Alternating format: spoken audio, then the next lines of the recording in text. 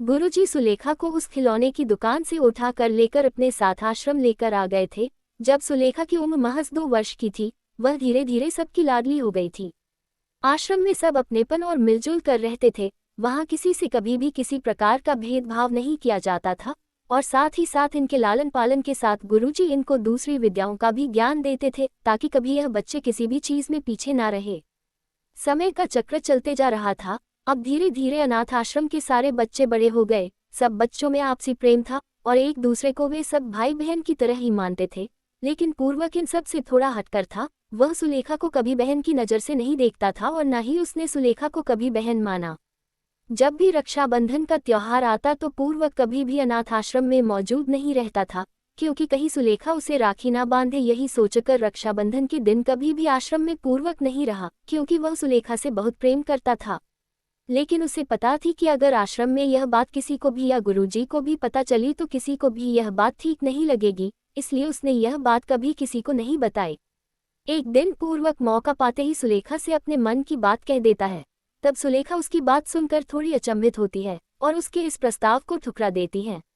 सुलेखा पूर्वक से कहती है कि मैंने आश्रम में सभी लड़कों को सिर्फ अपने भाई के रूप में ही देखा है, मैं तुमसे फिर कैसे प्रेम कर सकती हूँ। तब पूर्वक कहता है कि लेकिन मैंने हमेशा तुमसे ही प्यार किया है और करता रहूंगा। तब भी सुलेखा उसकी बात का कोई जवाब न देकर वहां से चले जाती है। जब सुलेखा पूर्वक के प्रेम को ठुकरा देती है तो पूर्वक नाराज होकर जंगल की ओर चला जाता है। उसे भी नहीं पता होता है कि वो कहाँ चले जा रहा है। वही एक घने जंगल की और उसकी मुलाकात एक तांत्रिक से होती है। तब वह तांत्रिक उसे देख भाप जाता है कि आखिर यह क्या चाहता है। अच्छा, तो आज उसने तुम्हारे प्रेम को ठुकरा दिया है। तब पूर्वक उसकी तरफ गौर से देखकर कहता है कि यह सब तुम्हें कैसे पता और आखिर कौन हो तुम, और इतने घने जंगल में क्या कर रहे हो इतनी रात। तब तांत्रिक पूर्वक से कहता है कि मैं सब कुछ जानता हूँ, किसको क्या चाहिए ये सब भी मुझे पता होता है, और तुम्हें क्या चाहिए ये भी मैं अच्छी तरीके से जान गया हूँ। अगर तुझे उसका प्रेम पाना है तो तुझे उसे अपने वश में करना होगा, और इसके लिए तुझे मैं एक तांत्रिक विद्या सिखाऊंगा। ये सुन पूर्वक भी ऐसी विद्या सीखने के लिए झट से तैयार हो जाता है और उस तांत्रिक को कहता है कि आप मुझे वह विद्या सिखा दो, मैं आपको अपना गुरु बना लूंगा। तब तांत्रिक उससे कहता है कि इसके लिए तुम्हें एक पशु की बलि देना होगा। तब पूर्वक इस बात के लिए हामी भर देता है। अघोरी पूर्वक से कहता है कि तुम्हें बलि देने के लिए एक पशु को लाना होगा, तभी हम ये पूजा आरंभ करेंगे। पूर्वक कहता है कि हाँ, मैं अपने आश्रम से एक गाय को कल सबकी नज़र से छुपा कर लेकर आ जाऊंगा। ये कहते ही पूर्वक आश्रम की ओर निकल पड़ता है। आश्रम पहुंचते ही उसकी नज़र सुलेखा पर पड़ती है, लेकिन सुलेखा उसकी ओर देखती भी नहीं है। वह सुलेखा से बात करने की कोशिश करता है, लेकिन सुलेखा अपने दूसरे कामों में उलझ जाती है। रात के अंधेरे में सभी को सोता हुआ देख पूर्वक सोचता है कि अब मुझे बिना देरी किए हुए यहाँ से एक गाय को अपने साथ ले जाना होगा। तभी वह सबके कमरे में जाकर देखता है तो सब सोए हुए रहते हैं। मौका पाते ही वह गौशाला से एक गाय को लेकर जाने लगता है। गाय की आवाज़ कहीं ना कहीं सुलेखा के कानों में गूंजने लगती है, और जब वह जाकर देखती है तो एक गाय वहाँ नहीं दिखती है।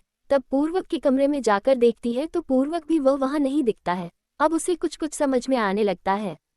सुलेखा पूर्वक का पीछा करते हुए उस जंगल की ओर चले जाती है। जैसे ही वह तांत्रिक पूजा आरंभ करता है और वह पशु की बलि देने के लिए होता है तो सुलेखा वहां आ जाती है। सुलेखा उस गाय को धक्का देकर खुद वहां जाती है और वह शैतानी शक्तियों के बीच आकर वो वार अपने ऊपर ले लेती है। पूर्वक ये सब देखकर घबरा जाता है। तब वह तांत्रिक पूर्वक से कहता है कि तुम्हें घबराने की जरूरत नहीं है, हमें पूजा आरंभ करना है। लेकिन सुलेखा ने जाते जाते पूर्वक को श्राप दिया कि तुमसे तुम्हारी सारी विद्या छीन ली जाएगी और तुम भी तड़प तड़प कर मेरे जैसे ही मरोगे और किसी भी निरीह प्राणी की जान तुम कभी ना ले सकोगे। कहते हुए सुलेखा अपने प्राण त्याग देती है।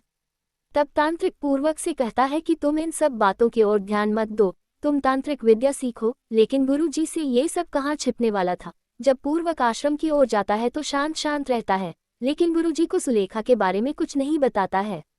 तब गुरुजी पूर्वक से कहते कि पूर्वक सुलेखा कहाँ है। पूर्वक शांत रहता है, गुरुजी की बात का कोई जवाब नहीं देता है।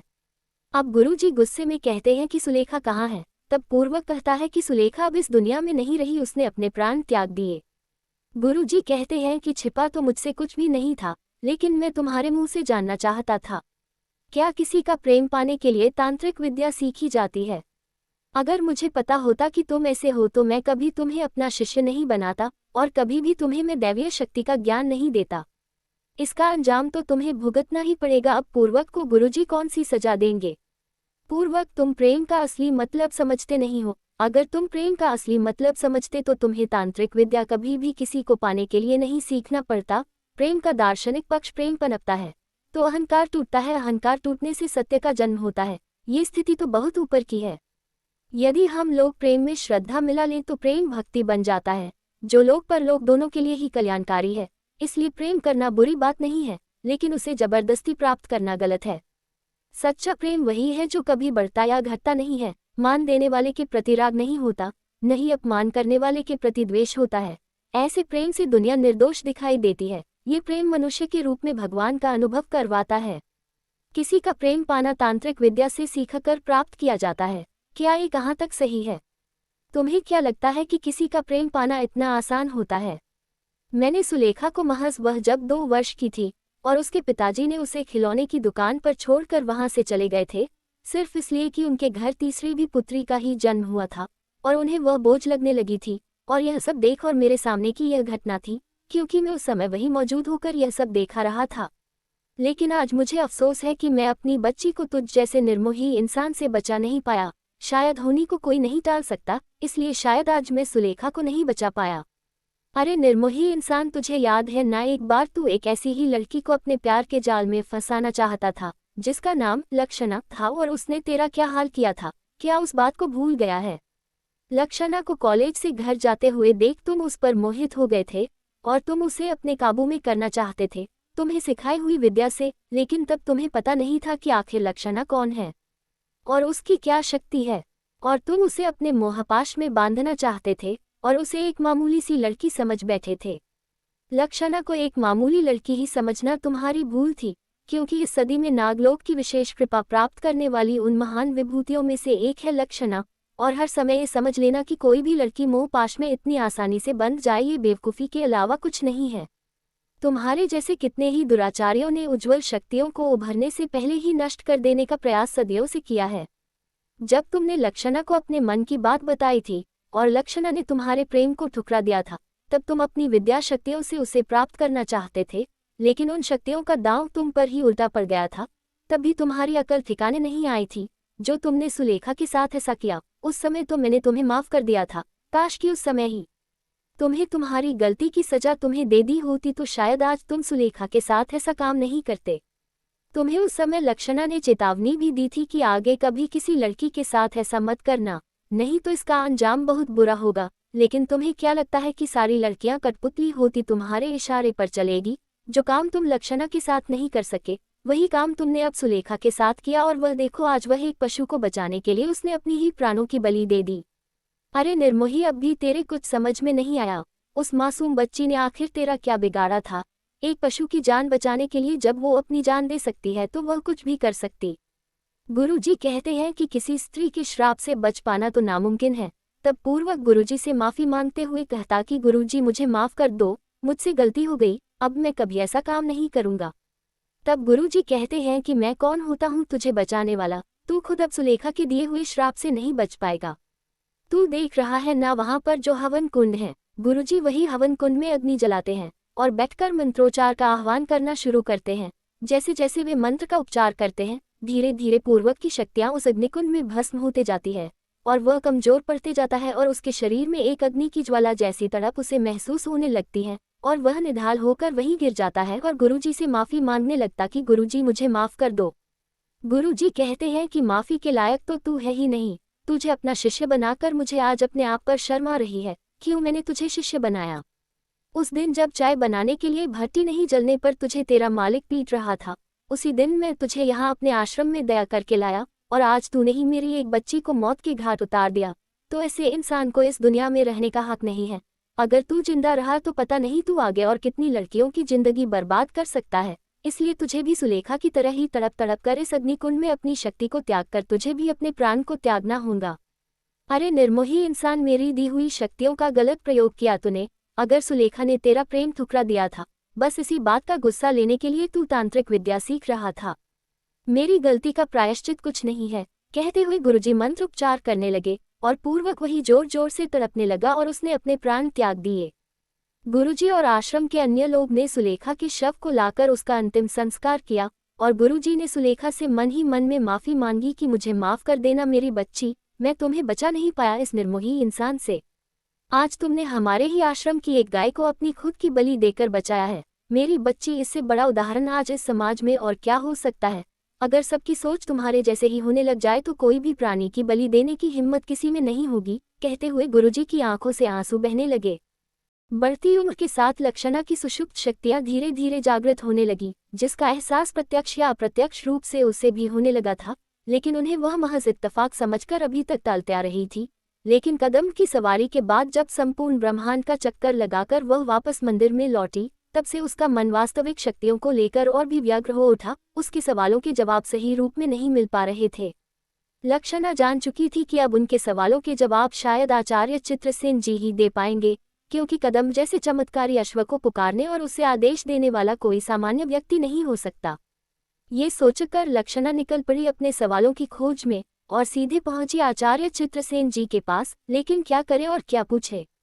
जब वे प्रश्न ज्ञात नहीं तो जवाब कैसे मिले? महाजिज्ञासा प्रकट करना तो भावनाओं को प्रकट करने जैसा है। सही उत्तर के लिए एक वास्तविक प्रश्न मन मस्तिष्क में होना जरूरी है, जिसे समस्त व्यक्तित्व के समक्ष रखने पर ही जवाब मिलेगा। ये सोचकर लक्षणा जैसे ही मंदिर में प्रवेश करती है, पूर्व की ही तरह एक विशेष आभामंडल उसे अपनी ओर आकर्षित करता नजर आ रहा था। वह मन की उलझन ले चली जा रही थी और जैसे ही उन्होंने मंदिर के मुख्य द्वार से प्रवेश किया, चित्रसेन जी महाराज सामने जो ध्यान की मुद्रा में थे, मुस्कुराते हुए जागे और कहने लगे, लक्षणा, मैं जानता था कि आप अवश्य लौट कर आएंगे, क्योंकि शक्ति के संचार को अतिवेग से भी बहुत देर तक दबाकर नहीं रखा जा सकता। प्रश्न की आवश्यकता नहीं है, जिज्ञासा प्रकट करिए। कुछ का समाधान मैं करूंगा और कुछ के लिए आप खुद को प्रयत्न करना होगा। मैं तो खुद एक साधक हूँ। इस सृष्टि के रचयिता ने शक्तियों को बिखरने के साथ साथ उसके संचालन और अनुपालन की जिम्मेदारियां अलग अलग व्यक्तित्व को अंश रूप में प्रदान किए हैं। संपूर्णता और सार दोनों ही अपने पास सुरक्षित रखें, इन्हें प्राप्त कर पाना किसी के भी बस में नहीं है। हाँ, दर्शन कर लाभ लेना ये किसी के नियति में जरूर हो सकता है और शायद मैं भी उन दर्शन शास्त्रियों में से एक हूँ। लेकिन आभारी हूँ कि वह शक्तियाँ यथार्थ रूप से मुझे सामर्थ्य प्रदान करती हैं, क्योंकि शायद धरोहर के रूप में मेरे पास रखी हुई है। मुझे लगता है तुम्हें एक बार फिर कदम की सवारी कर आना चाहिए। लेकिन हाँ, तुम्हें एक बात बता देना चाहूँगा कि कदम कोई अश्वमात्र नहीं है। उसे सामान्य घोड़ा समझने की भूल न करना। वह मन की गति से परे वायु और प्रकाश से भी तेज गति से संपूर्ण ब्राह्मण को एक पल में विचरण कर लेने वाली शक्ति है, या उन नाग माताओं के अश्वश्रेणी का प्रमुख है, जिस पर किसी भी शक्ति का प्रभाव नहीं होता। इस सृष्टि के विनाश के पश्चात भी बने रहने वाले उत्तम प्राणियों में से एक है वो, जिन्होंने ना जाने ही कितने ही ब्रह्मांड को बनते हैं और मिटते देखा। फिर हम तो मात्र चंद मिनटों और सालों की दुनिया में जीते हैं।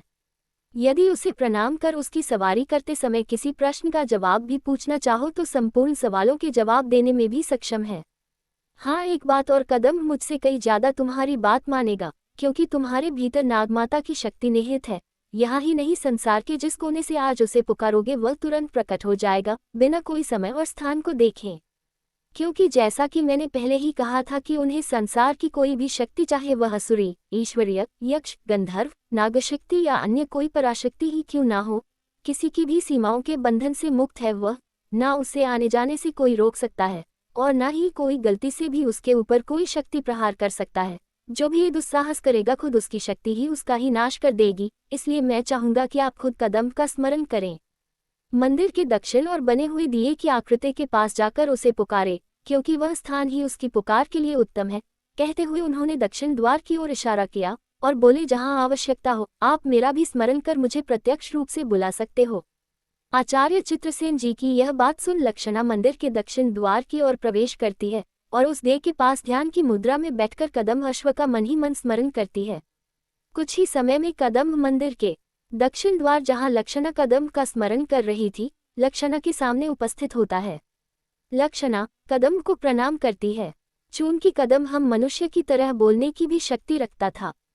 कदम मात्र एक अश्व नहीं है, वह हम मनुष्यों की बातें बखूबी समझता और मनुष्य की ही तरह वह बातें भी करता है, क्योंकि ईश्वरीय और नाग कृपा कदम के ऊपर थी। कदम लक्षणा से कहता है कि मुझे पता था कि तुम एक बार जरूर मेरी सवारी करने के लिए यहाँ उपस्थित होंगी, और आज वह दिन आ गया जब तुम यहाँ आए हो। कदम अश्व लक्षणा से कहता है कि कहो लक्षणा, तुमने मुझे किस लिए बुलाया है, तुम मुझसे क्या चाहती हो, और तुम्हें कहाँ की सवारी करना है, तुम मुझसे कहो, मैं तुम्हें उस जगह लेकर चलूंगा। तब लक्षणा कदम से कहती है कि मुझे हमेशा मेरे स्वप्न में एक नागपत्री दिखाई देती है, और मेरे दिमाग और मेरे मन में उस नागपत्री को लेकर बहुत सारे प्रश्न हैं, लेकिन मुझे उनके उत्तर नहीं मिल रहे हैं। मुझे जो कुछ भी सपने में दिखाई देता है, मुझे उस और विचरण करना है, और यह स्वप्न मुझे क्यों दिखाई देते हैं और आखिर मेरे अंदर कौन सी शक्तियां समाहित हैं, मैं इन सब प्रश्नों के उत्तर जानना चाहती हूँ। इसलिए आप मुझे उस जगह लेकर चलो जिस जगह के स्वप्न मुझे हर समय दिखाई देते हैं और जिन प्रश्नों का उत्तर मेरे पास नहीं है। तब कदम लक्षणा की इच्छा सुन लक्षणा को उसके जगह की ओर ले जाता है। लक्षणा की जिज्ञासाओं का कोई अंत नहीं, वह तो कदम के समक्ष जैसे अपने मन की सभी बातें रख देना चाहती थी। कदम एक अश्व मात्र नहीं, वह तो उस शक्ति का स्वरूप है जिसने पूर्व जन्म में अपने आप को ईश्वरीय शक्ति में समावेश कर यह परिष्कृत रूप पाया था। वह बड़े शांतचित्त से लक्षणा की बातें सुनता रहा, क्योंकि लक्षणा को चित्रसेन जी ने पहले ही बता दिया था कि तुम्हारे सारे सवालों के जवाब कदम दे पाने में सक्षम है। काफी देर बोलते रहने के बाद लक्षणा को एहसास हुआ कि वह तो एक पक्षीय वार्ता किए जा रही है। अपनी इस नादानी पर लज्जित हो और वो शांत हो गई।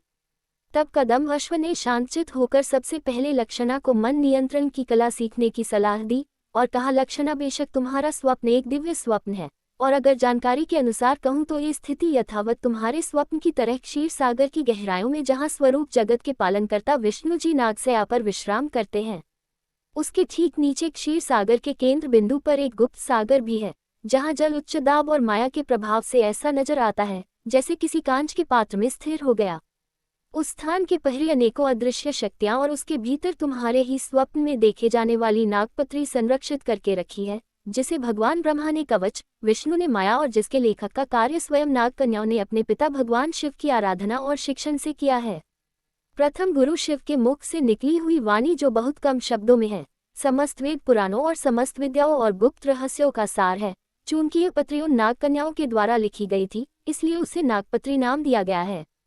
तुम जिन ताम्रपत्रों की दिखने वाली स्वर्ण पत्रों को एक साथ में बंधना और फिर से बिखेर जाना देख रहे हो, वह वास्तव में उन स्वर्ण पत्रों को एकत्रित करने वाले वासुकी के छोटे भाई करकोटक महाराज का सूक्ष्म रूप है। समयानुसार स्वयं वासुकी जी भी बंधन का कार्य करते हैं। उसकी रक्षा और कवच का प्रभार संसार के चलाने वाली महामाया की शक्ति और पज्ञ और महापज्ञ जैसे नागों को सौंपा गया है। उसको यूं ही पाना या उसका दर्शन मात्र भी आसान नहीं। तुम्हें जानकर आश्चर्य होगा कि जिस किसी ने भी एक क्षण के लिए भी नागपत्री का स्पर्श मात्र भी किया हो, वह इतना शक्तिशाली हो जाता है कि उसे कोई पराजित नहीं कर सकता। बल, बुद्धि, छल या युद्ध विद्या में भी वह जय हो जाता है। ऐसी ऐसी शक्तियां वह क्षण मात्र में प्राप्त कर लेता है, जिसके सामने टिक पाना देवताओं के भी बस में नहीं। उसके ऊपर वज्र का भी कोई प्रभाव नहीं होता। वह जब चाहे तब अनेकों रूपों के साथ साथ खुद को जल, वायु, आकाश या पृथ्वी में भी विलीन कर सकता है, और जब चाहे तब बिना किसी समय सीमा से परे वर्षों उसमें विलीन रहने के पश्चात पुनः अपने मूल रूप को प्राप्त कर सकता है। अब तुम ही सोचो कि ऐसी शक्तिशाली नागपत्री का ख्याल तुम्हें आता है तो क्या वाकई तुम एक साधारण लड़की हो सकती हो? तुम्हें तो उसी समय खुद की शक्ति का अंदाजा हो जाना चाहिए। जब कदम ने खुद प्रकट होकर अपनी सवारी करने का तुम्हें मौका दिया, कहते हुए कदम मुस्कुराने लगा। लक्षणा कदम की ओर देखकर उसका अभिवादन कर कहने लगी, हे अश्वश्रेष्ठ, मैं जानती हूँ कि यह मेरा सौभाग्य है कि मुझे आपका साथ मिला, लेकिन आप ही बताएं, क्या मुझे यूं ही बिना लक्ष्य के जीवन जीना चाहिए? आप खुद ही सलाह दें कि इस परिस्थिति में मेरा उद्देश्य क्या हो। जबकि जैसा कि आपने बताया, मुझे स्वयं नागपत्री मुझे पुकार रही हो, क्योंकि बार बार इस तरह स्वप्न में देखा जाना किसी विशेष आदेश की ओर इंगित करता है। आप ही बताएं मैं क्या करूं? लक्षणा की बातें सुन कदम कुछ कह पाता, इसके पहले आवाज आए, लक्ष्य पूर्ति हेतु प्रयत्न करो। बिना प्रयास के मिली हुई वस्तु भिक्षा है, जिसका विशेष मूल्य नहीं होता जब तक कि पात्र उस काबिल ना हो। तुम ही बताओ लक्षणा, यदि गधे के गले में स्वर्ण मुद्राओं का घड़ा भी टांग दिया जाए तो उसे क्या फर्क पड़ता है? उसका मूल्य तो एक सुनार ही जानता है, या वह व्यक्ति जानेगा जिसने उस हेतु यत्न किया होगा और उसकी आवश्यकता उसी चरम सीमा पर होगी। लक्षणा, मैंने तुम्हें कदम अश्व के पास अपने स्वप्न की यथार्थता जानने हेतु भेजा था, जो तुम्हें ज्ञात हो चुकी है। शेष रही बात नागपत्री तक पहुंचने की, तो उसके लिए तुम्हें कुछ विशेष साधन जुटाने होंगे, कठोर तप करना होगा, वह भी बिना किसी की जानकारी के, क्योंकि जिस काल में तुमने जन्म लिया उसमें गुप्त रूप से ही शक्तियों को प्राप्त किया जा सकता है। यथार्थ में न तो प्रयास कर पाओगे और न ही कोई उसका मूल्य समझेगा, इसलिए मैं तुम्हें सिर्फ मार्गदर्शन प्राप्त कर सकता हूँ। साधन और यात्रा का प्रबंध करना कदम की जिम्मेदारी होगी। यदि तुम वास्तविक रूप से अपने लक्ष्य को प्राप्त करने हेतु संकल्पित हो तो लक्ष्य प्राप्ति निश्चित हो। मैं तुम्हें तुम्हारे पूर्वजन्म रुक्मणी, जब तुम रुक्मणी के रूप में थे और कदम नीलकमल के रूप में था, तब से जानता हूँ। तुम दोनों की वास्तविकता मैं तुम्हें वक्त आने पर बताऊंगा। अभी समय है कि तुम उन शक्तियों को एकत्रित करो जो उस यात्रा में काम आएगी। आज भी वर्षों से अमृत कुंड से भी ज्यादा महत्व रखने वाली नागपत्री के सिर्फ एक बार स्पर्श या प्रत्यक्ष दर्शन की लालसा लिए हुए स्वयं सूर्य और चंद्र का भी ग्रास करने वाला राहु केतु जाने कितने ही युगों से वहां खड़े हुए हैं, लेकिन विफल हैं। तब तुम खुद ही समझ सकती हो कि तुम्हारा प्रयास किस स्तर पर होना चाहिए। जाओ लक्षणा, तुम्हें सबसे पहले उस तेजस्वी शंख को तलाशना होगा जिसकी शंख ध्वनि धारण करने वाले की मनचाही द्वार को खोलने का सामर्थ्य रखता है। उस शंख के दर्शन मैंने अपने गुरु के पास एक बार किए थे और तब तक ये दीप मेरे लिए एक रहस्य मात्र था। जिस जगह ये कुंड तुम देख कर रही हो उसे पाताल से पृथ्वी तक लाने का श्रेय मेरे गुरु का ही है, जिनकी कृपा से मैंने इस दीप के द्वार के समक्ष तिलस्मी कुंड के दर्शन किए और कदम के विषय में भी जानकारी उसी समय मिली। अब तुम्हारा समय हो चला। अब जाकर तुम्हें अपने इस जीवन के परिवार के पास शीघ्र ही पहुंचना होगा। जाओ लक्षणा, तुम पर नाग कन्याओं का आशीर्वाद बना रहे। कहानी अभी जारी है, इसका अगला भाग जल्दी अपलोड करेंगे। चैनल को सब्सक्राइब करना ना भूलें। धन्यवाद।